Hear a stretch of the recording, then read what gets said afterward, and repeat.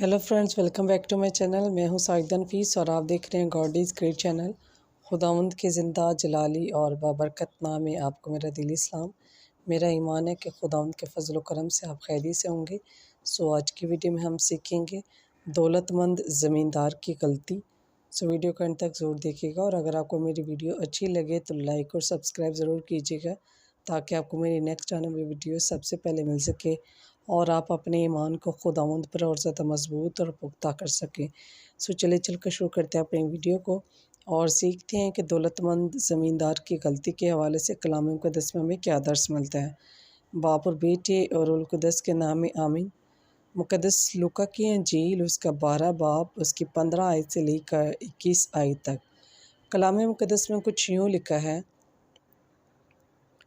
यीशु ने उन सब को जो उसके साथ थे खबरदार किया, खबरदार हो और ध्यान रखो ताकि तुम लालची ना बनो, क्योंकि एक दौलतमंद आदमी अपनी ज़िंदगी की ज़मानत नहीं दे सकता। और इन्हें एक तमसील सुनाई। एक दौलतमंद आदमी को अपनी ज़मीन से बहुत अच्छी फसल हासिल हुई। उसने अपने आप से कहा, मैं क्या करूं?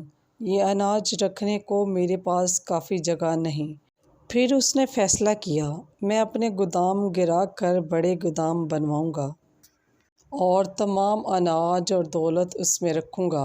मेरा मुस्तकबिल महफूज होगा और अपने आप से कहूँगा, मैंने अपने लिए बंदोबस्त कर लिया। ये सब कुछ सालों तक काफ़ी होगा। मैं खाऊंगा, पीऊंगा और खूब ऐश करूंगा। लेकिन खुदा ने इस आदमी से कहा, तुम कितने अहमक हो, आज रात तुम मर जाओगे। दौलत के ये अंबार तुम्हारे किस काम?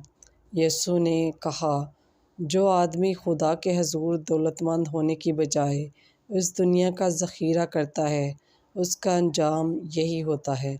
बस पाक कलाम के पढ़े और सुने जाने पर खुदावंद की ख़ास बरकत हो, खुदावंद का शुक्र हो। सो मेरे अज़ीज़ों, खुदावंद इस कलाम के वसीला से आपको मुझे बहुत सी बरकत से नवाजे।